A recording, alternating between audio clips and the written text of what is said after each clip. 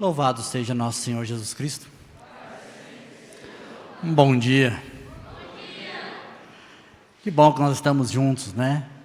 Com essa bênção de encontro que com certeza será, com esse momento maravilhoso de estarmos entre os irmãos, esse momento maravilhoso de aprofundarmos na palavra de Deus, no conhecimento de Deus, entendermos o propósito de Deus para nós nesse tempo, né?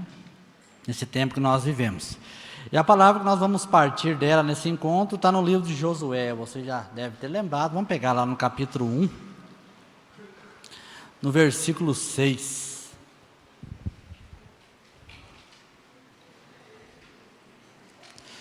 Josué é aquele que vai assumir a missão de Moisés, né? E Deus vai dar orientações precisas a Josué, o que ele tem que fazer. E é desse sentido que nós vamos partir o nosso encontro. A partir dele nós vamos refletir o nosso retiro. O livro de Josué, capítulo 1, versículo 6.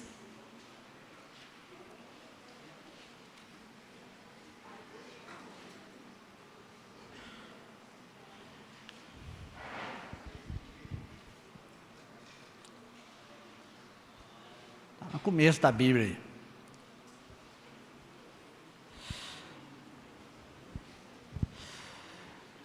Todo mundo achou? Amém? Então vamos lá.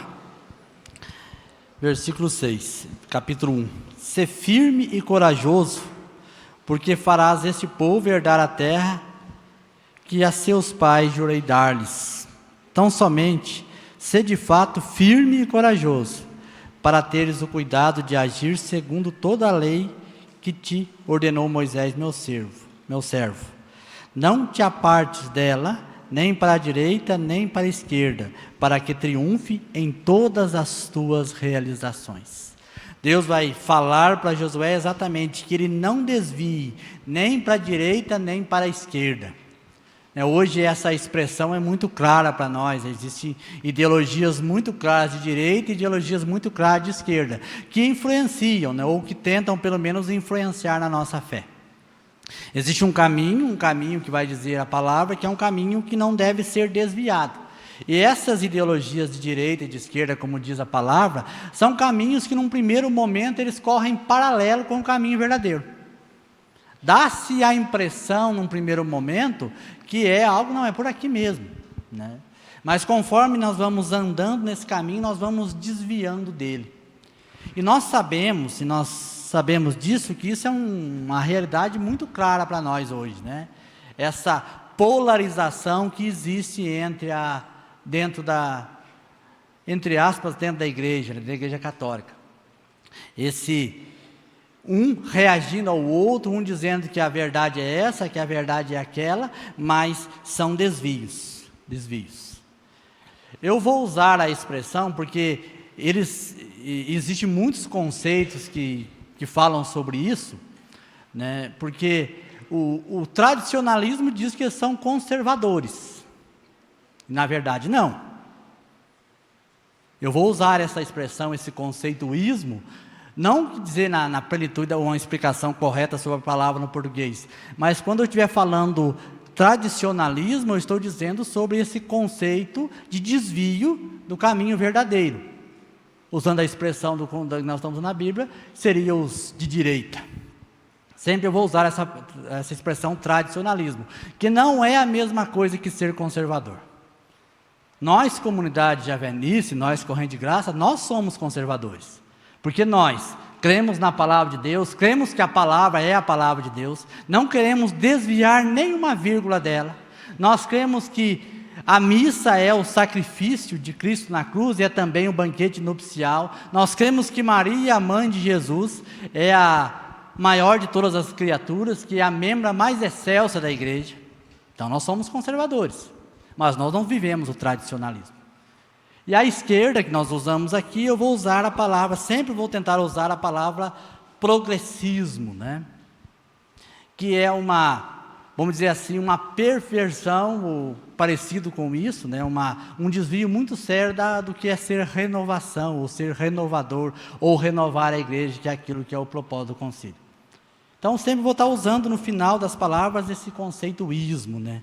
Ismo. E se formos também buscar essas mais profundamente, nós temos que voltar bem para trás na história. Mas eu quero trabalhar essa situação no pós-concílio, né? Sobretudo no pós-concílio.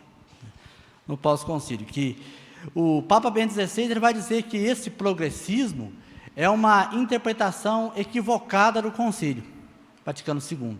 Porque o concílio ele propõe a renovação. Esse é o propósito do concílio, renovar a igreja para transformar o mundo. E eles interpretam esse propósito do concílio, né, como um progressismo, né? O viver as novidades, o caçar as novidades do nosso tempo, né? E isso acontece um pouco antes também na história da igreja, mas esse tradicionalismo que tem e que vivemos hoje, que é parece que no nosso meio de novas comunidades, ele é bem mais influente, ele é reativo a esse progressismo que entrou na igreja, né? Esse progressismo que entrou na igreja. Ele acaba sendo, né, uma reação a esse progressismo, esse que nós falamos de esquerda, né? E o que é importante nós entendermos, né, que tradicionalismo e progressismo, eles trazem graves consequências à vida de fé. Graves consequências. Não é uma modinha, não é um modismo, não é uma coisa que, não precisa ligar para isso, que isso vai passar, não. Eles trazem graves consequências.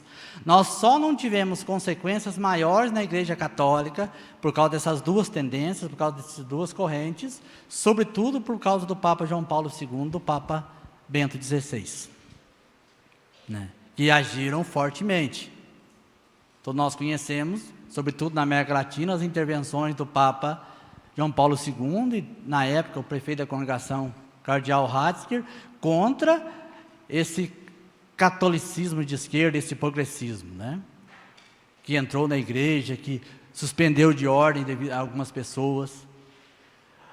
Esse tradicionalismo, ele só não é mais grave porque um dos desenvolvedores disso aí, um bispo francês, um cardeal francês chamado Lefebvre, ele só não foi mais grave porque o Papa João Paulo II interferiu e criou uma norma da igreja que o bispo não poderia ordenar bispo sozinho. Porque senão ele teria ordenado os bispos e tinha criado um cisma na igreja. Então isso é uma coisa que vem correndo há muito tempo, né? Esse cardeal Lefebvre, que é um francês que viu o tradicionalismo e desenvolveu isso, né? Que só não fez besteiras maior por causa da intervenção do Papa João Paulo II, que para ordenar um bispo precisa ter 3 bispos. Então ele não conseguiu ordenar bispos justamente por causa dessa intervenção do Papa João Paulo II. E o progressismo também, conhecemos a história de Leonardo Boff, entre outros, que não causou estrago maior do que já causou e está causando por causa justamente dos dois. Desse um que já é santo, São João Paulo II, e de outro que brevemente será santo, São Bento XVI, né, que interferiram nisso. Por isso são duas coisas muito graves. Eles trazem graves consequências. Não é uma modinha que tem o objetivo de dividir a igreja, de prejudicar o projeto de Deus para a igreja, que estão, né, vamos dizer assim, muito próximo de nós e tenta nos atingir, né, em alguns momentos nos atinge. O progressismo, né, vamos dizer assim, esse cristianismo de esquerda, ele se pauta nas necessidades do nosso tempo. Aquilo que é a necessidade do momento, né?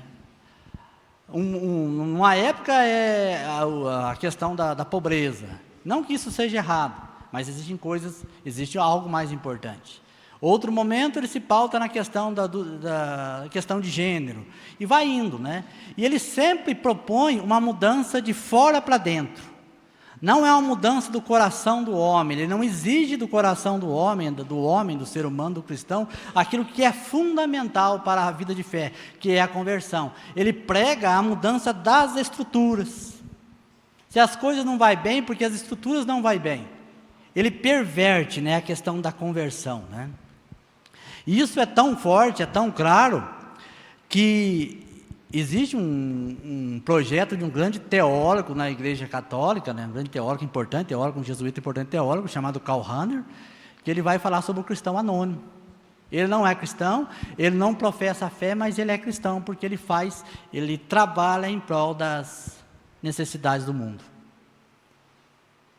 Se você faz o bem, você é cristão.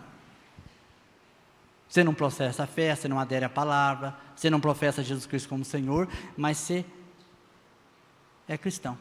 Porque ele não projeta uma mudança de dentro para fora, uma transformação do coração, uma mudança do coração, mas uma mudança das estruturas.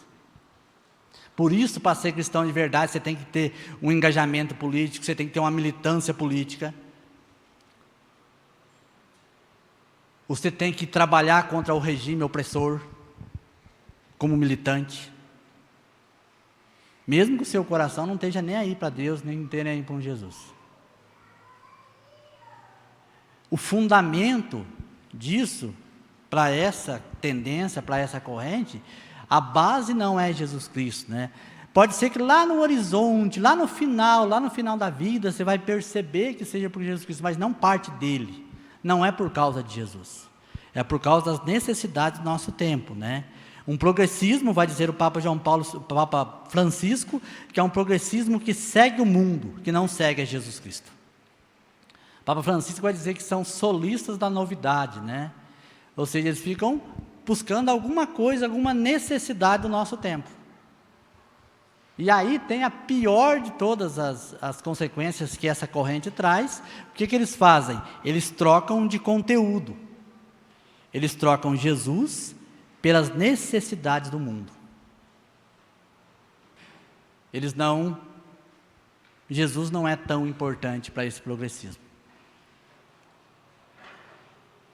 E é o que nós vemos. As consequências disso nós vemos. Se fala muito mais de necessidades do nosso tempo que do próprio Jesus. Se coloca as necessidades do homem, as necessidades do mundo, e não se fala de Jesus. Só buscando as novidades, né? Só buscando as novidades. As necessidades do mundo. Se um momento a necessidade maior é falar sobre a pobreza, só se fala sobre a pobreza. Se no momento a necessidade maior é falar sobre a democracia, só se fala sobre a democracia. Se no momento a necessidade maior é denunciar a corrupção, só se fala de corrupção. E não tem, né? E não se fala de Jesus Cristo. Não se tem uma adesão viva a Jesus Cristo. Não se tem uma adesão viva a Ele. Porque troca o conteúdo. Né? Troca o conteúdo. Que é Jesus Cristo por outra coisa. Por mais nobre que seja, mas a igreja, o cristão vive e existe por causa de Jesus. E para atingir, né, ou para, vamos dizer assim, autenticar essas posturas, essas atitudes, essas ações que necessitam da mudança de estruturas, segundo eles pregam, eles manipulam as verdades de fé. Por exemplo, existem muitos exemplos de situações que pegam a Bíblia e manipulam a Bíblia para certificar, vamos dizer assim, para dar algum fundamento para as necessidades que eles colocaram no lugar de Jesus. O exemplo mais claro disso, que nós sempre falamos, eles pegam um fato que é verdadeiro, que Deus é misericórdia, Deus é misericordioso, e manipulam de tal forma que a pessoa não precisa se converter, não precisa abandonar o pecado, porque Deus é misericórdia. Um outro fato que eu já falei isso, acho que no congressinho, que manipulam as verdades de fé, por exemplo, nesse ano que nós estamos vivendo um ano político, tem uma expressão muito usada, né, que a maior, como é que é mesmo? O maior ato de caridade é a política. Segundo uma expressão, se não me engano, de Pio IX. Mas só que isso é só a metade da frase. Pio IX falou que o maior ato de caridade é a política depois da caridade para com Deus. Então, para legitimar alguma coisa que eles querem, que é fundamental, essa corrente, essa tendência, ela pega e manipula as verdades de fé. Um exemplo é esse da questão da política. A maior árvore de caridade é a política. A frase inteira diz assim: depois da caridade para com Deus. E ela vai colocando o homem no lugar de Jesus. Nós vimos muito bem isso no teatro, né? Se você for feliz, é o que importa. Como que se Jesus fosse um empecilho para a sua felicidade. Ela traz graves consequências. Consequências muito sérias. Que vão mexendo, que vão mudando, que vão mexendo com a cabeça e vai criando uma confusão, vai criando uma divisão. E isso é muito claro para nós, né? Muito claro para nós, vemos muito isso. Muito isso. Eu queria encerrar essa reflexão um pouco sobre o progressismo, nós vamos falar de outras coisas, com uma expressão de um cristão, teólogo, muito importante, que o Papa Bento XVI fala muito dele, chamado Romano Guardini, que ele diz sobre a Igreja de Cristo. Ele diz assim: a essência da Igreja é Cristo. Em outras palavras, Cristo é aquele que faz cair ou sustentar a Igreja. Significa que a Igreja vive de Cristo. Se ela se afasta de Cristo, ela cai. Se ela declina, é porque ela declinou para o mundo, afastou-se do seu centro, que é a fé viva no Cristo Jesus. Ele vai dizer: a igreja vive de Cristo, ela existe para Cristo. Se ela não vai bem, é porque ela se afastou de Cristo. Ela afastou do seu centro, que é a fé viva no Cristo. Por isso que eu digo, são graves consequências, né, que essas correntes trazem, que estão fervendo nas redes sociais, estão fervendo às vezes nas discussões por aí, né? São muito fortes essas tendências. A outra tendência, né, que o texto vai dizer que é a direita, que é o tradicionalismo, eles têm como clara postura, vamos dizer assim, eles renovam a autêntica renovação, né? Eles renegam a autêntica renovação, aquela renovação que o Concílio Vaticano propõe. O tradicionalismo tem como, vamos dizer assim, como isso, eles atacam o progressismo dizendo que isso é contra a fé. O Papa Francisco vai dizer que ele usa entre aspas aqueles que se dizem donos da verdade, né? Porque o que é o contrário da renovação? O contrário da renovação é o quê? É a manutenção. Eles pensam exatamente, o que é contrário? Não, tem que fazer a manutenção. E o que o Concílio Vaticano II propõe? Que a igreja precisa se renovar. Essa é a proposta do concílio. Então, aonde está isso? Então, se o concílio propõe que a igreja precisa renovar, ele é um problema para nós, porque nós queremos a manutenção. Nós vamos fazer por isso que eu falo que não são conservadores, é um conservacionismo, né?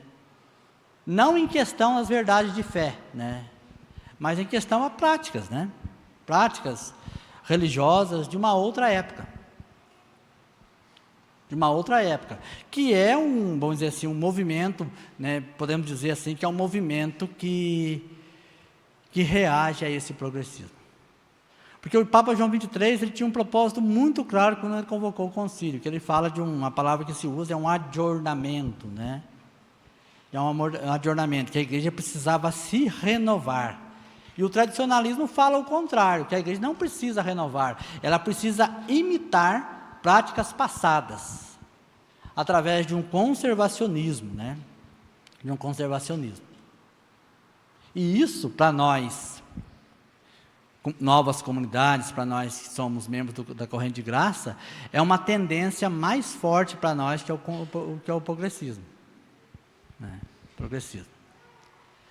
Nós estávamos no encontro das novas comunidades, eu e Geraldo, e é muito comum, né, nas novas comunidades ter essa tendência mais vou usar uma expressão para ser, né, mais conservadora, né?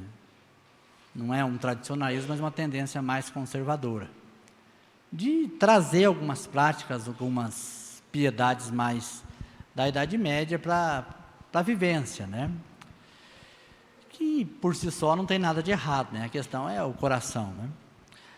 Mas o bispo, que é o auxiliar, eles falam de referencial das novas comunidades aqui em Minas Gerais, é um bispo de Belo Horizonte chamado Dom Júlio César, um homem muito, muito sábio, né? Tivemos um retiro na presença dele, um homem muito sábio. E ele falava assim para nós: vocês são novas comunidades, então vocês não têm que imitar coisas do passado, porque vocês são uma graça nova para esse tempo, uma graça própria para esse tempo. Vocês devem viver esse tempo.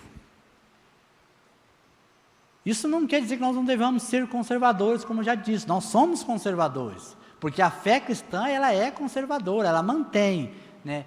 Ela é fiel ao seu depósito, usando a expressão do Vaticano II, mas não nos apegarmos a práticas religiosas anteriormente, né? E se tivermos alguma prática que nós vivamos, não seja uma externação da graça que nós vivemos, a graça a esse tempo. Porque é exatamente isso que o tradicionalismo faz, ele quer a manutenção, ele não quer a renovação, que é também uma visão equivocada do Concílio Vaticano II, porque o que o Concílio Vaticano II quer? Uma renovação. O progressismo não aceitou a renovação, porque o Concílio propõe o progressismo, porque ele quer um progressismo, um avanço, né? Um abandono das coisas, das verdades de fé sobretudo, que as verdades de fé são relativas, o próprio Cristo é relativo. E o tradicionalismo, ele não aceitou o propósito do concílio, porque ele quer o quê? Ele quer uma manutenção, um conservacionismo, né?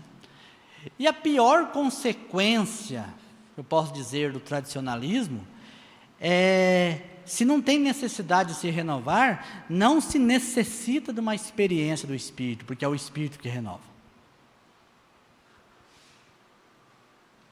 E aqui, essa corrente, essa tendência, ela não nega o Espírito Santo, não é uma negação do Espírito Santo, mas é uma negação do Espírito Santo como dom, como graça própria para esse tempo. Se pensa que o Espírito Santo não é dom, mas é fruto dos meus méritos. Eu faço, eu realizo, e como mérito meu, eu posso, vamos dizer assim, receber o Espírito Santo. Porque o cristão, o começar a ser cristão, não se fala daquilo que nós fizemos por Jesus, fala daquilo que Jesus fez por nós. É o contrário. O ser cristão começa no dom, o dever vem depois. Nós não começamos a ser cristão porque nós começamos a falar do que nós fizemos por Jesus, não. Mas nós começamos a ser cristãos porque alguém falou para nós do que Jesus fez por nós. Que Ele morreu, que Ele se encarnou, morreu, ressuscitou, para que nós tivéssemos o Espírito Santo como dom, como graça, para que nós pudéssemos, usando esse momento que nós vivemos como igreja, pudéssemos renovar a igreja e o mundo. É isso que é o ser cristão. E Orígenes, para quem, que é lá do século II, ele vai dizer assim que não basta renovar uma vez, mas precisamos renovar sempre a novidade. Por isso, eu já dizia que o oposto da renovação é a manutenção. A manutenção. Não existe, vamos dizer assim, esse anseio missionário, esse anseio de transformar o mundo, de que mais pessoas conheçam a Jesus Cristo, de um crescimento na fé, um crescimento na espiritualidade, porque nós vamos fazer a manutenção. Deus agiu uma vez, Ele falou com determinada pessoa em determinada época. Então, vamos seguir aquilo que acontecia naquela época e, né, o Espírito Santo não precisa mais se manifestar nos dias de hoje. Se alguém que segue a corrente do tradicionalismo vai dizer que eu estou falando besteira, mas não estou, não. É exatamente isso. Se você for analisar, é exatamente isso que acontece. A graça que eu recebo, né, que não poderia ser chamado de graça, é fruto dos meus méritos, porque a graça é de graça, né? Aquilo que eu recebo de Jesus é como se fosse um pagamento, uma recompensa, não como uma graça, não como um dom. E uma característica do tradicionalismo, uma característica muito clara, porque ele substitui a experiência do Espírito, e ele precisa de uma referência a alguma coisa nesse sentido, é o que nós chamamos de devocionismo. E aí talvez seja um dos pontos mais difíceis que nós temos, que quando nós falamos de devocionismo, às vezes a pessoa fala assim, eles são contra a devoção. Devoção é uma coisa, devocionismo é uma outra coisa. A devoção é aquilo que Jesus Cristo, que Maria fala para os serventes. O devoto de um santo, de Nossa Senhora de um santo, é aquele que busca fazer tudo o que Jesus Cristo quer. O devocionismo é aquele que imita as práticas exteriores dos santos. Simplesmente. Como se aquilo fosse o fato fundamental. Não que por si só seja errado, isso que eu vou dizer, não estou fazendo uma crítica às pessoas que imitam de alguma forma, mas a questão tem que ser interior, porque existe a necessidade da conversão. Por quê? Não é as práticas exteriores dos santos, mas o princípio dos santos. Quem que fez os santos? O Espírito Santo, não foi? Pode pensar em qualquer santo. Quem fez o santo é o Espírito Santo. Não foi as suas práticas.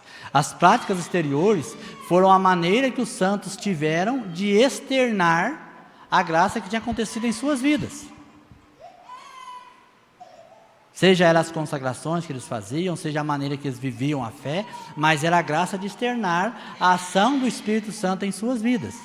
Porque é o Espírito Santo quem faz os santos. É o Espírito Santo quem age na vida dos santos.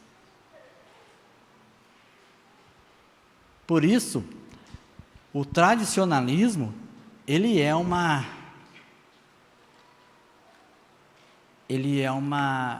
traz graves consequências para a vida da igreja, né? Traz graves consequências para a vida da igreja. Nós estamos vendo. Papa Bento XVI,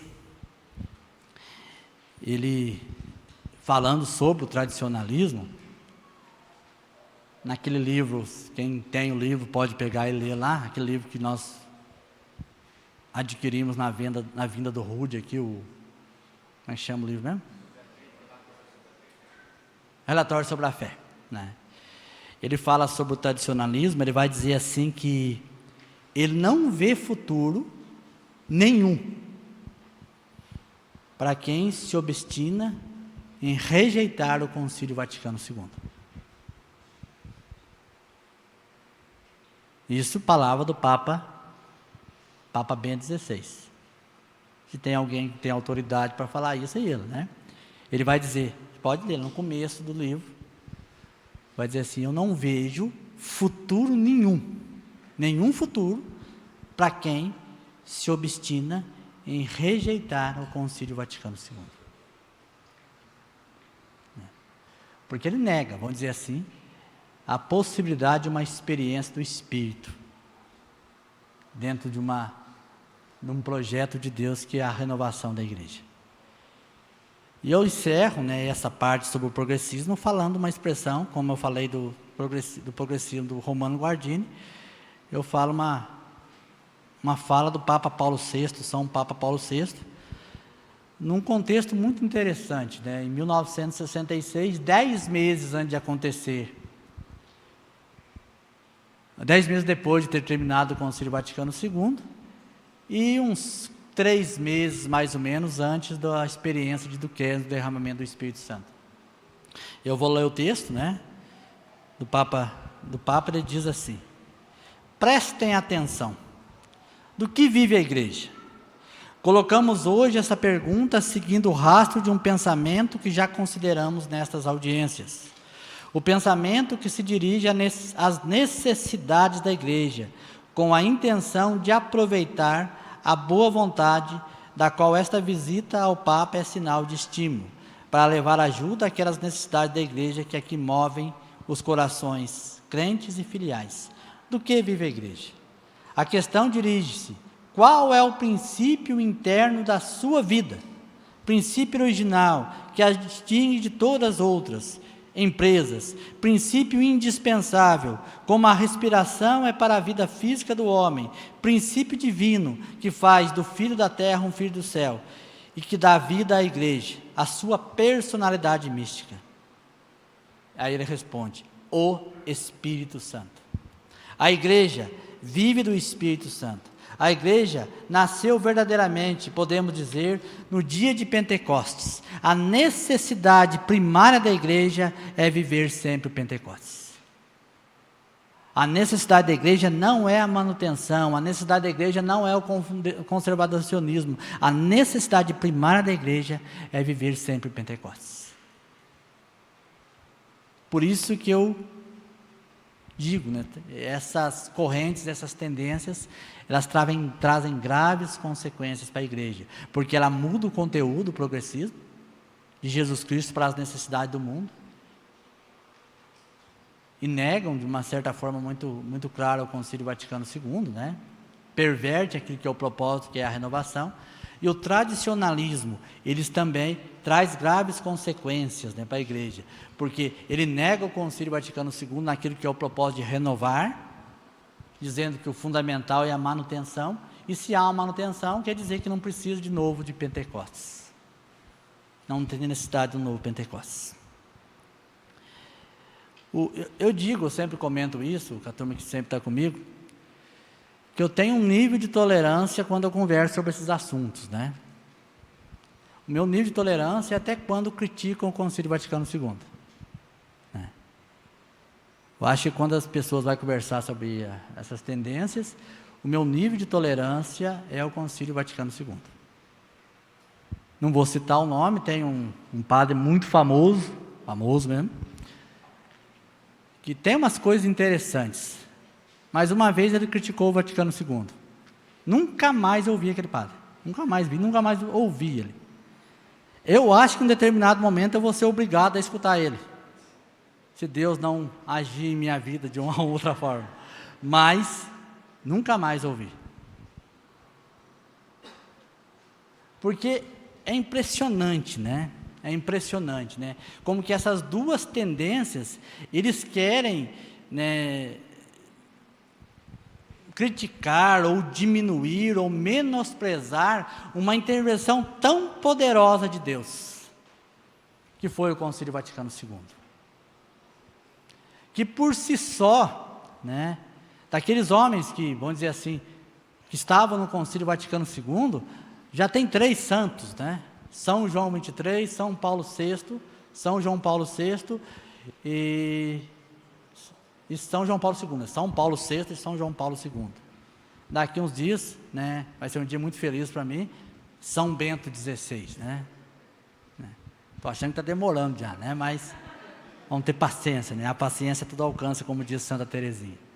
Porque criticam essa intervenção de Deus, como diz Dom Martins Terra, na história de Deus, dos homens, da igreja.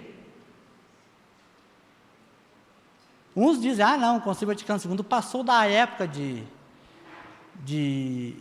implementação, ele já é ultrapassado. Isso os tradicionalistas falam, é bem que absurdo. Falam que o Concílio Vaticano II é ultrapassado, né, que ele passou da época de ser implementado, então não tem mais serventia.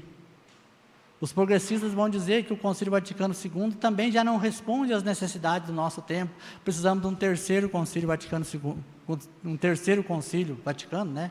Concílio Vaticano III. Papa Bento XVI, né, que é alguém que tem uma história e reflete sobre isso, ele vai dizer que o Concílio Vaticano II, ele vai dizer, comentando sobre um outro cardeal, que perguntaram para um outro cardeal: o senhor não acha que está na hora de fazer um Concílio Vaticano III? Se eu não me engano, no livro Sal da Terra, acho que vocês já leram. Diz que o cardeal ponhou a mão na cabeça e falou: pelo amor de Deus. Diz que dá muito trabalho um concílio, né? E deve dar mesmo, né? E ele vai dizer assim que o concílio é como um canteiro de obras. Ele mostrou o que deve ser feito, Vaticano II. Mas o problema é que os construtores desse concílio, os construtores desse canteiro de obras, na qual o projeto foi desenvolvido no concílio, cada um está querendo construir de um jeito. Por isso não vão realizar a obra que o concílio prometeu, né? Ou propôs. Os tradicionalistas querem, o tradicionalismo quer construir de um jeito, né? E os progressistas querem construir de outra forma. E não constitui aquilo que é fundamental. Já concluindo,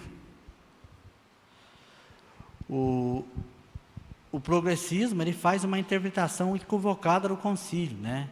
Porque o que vai renovar a igreja é a missão. E eles vão interpretar dizendo que vai renovar a igreja é o progressismo, né? Correndo atrás das necessidades do nosso tempo. E o tradicionalismo, ele culpa o concílio por isso. Né? Culpa o concílio por isso. Dizendo que o concílio deu base para esse progressismo. E vivemos essa polarização. O Concílio Vaticano II, ele começa dizendo algo fundamental, que ilumina todo o concílio, todo o documento, que Cristo é a luz dos povos. O que ilumina é Cristo.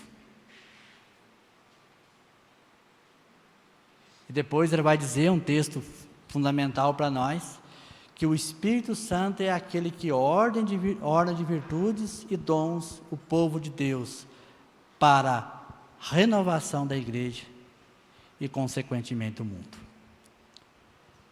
Por isso, irmãos, como diz o texto de Josué,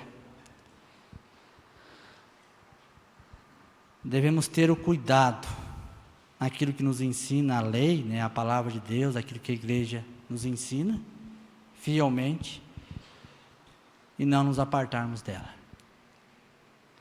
Papa Francisco vai dizer que essas tendências, tanto o progressismo como o tradicionalismo, elas não são sinais de amor, elas são provas de infidelidade. Porque o Concílio Vaticano II, ele não propõe, né, a igreja de Cristo, que é a noiva de Cristo, não só renovar o vestido da noiva, mas ele propõe renovar o seu coração. Não só propõe uma manutenção histórica das coisas, não só propõe uma roupagem nova, não, mas ele propõe uma transformação do coração da noiva de Cristo, que é a igreja. É isso que nós precisamos entender e compreender. Por isso, não te desvies, nem para a esquerda, nem para a direita. Amém?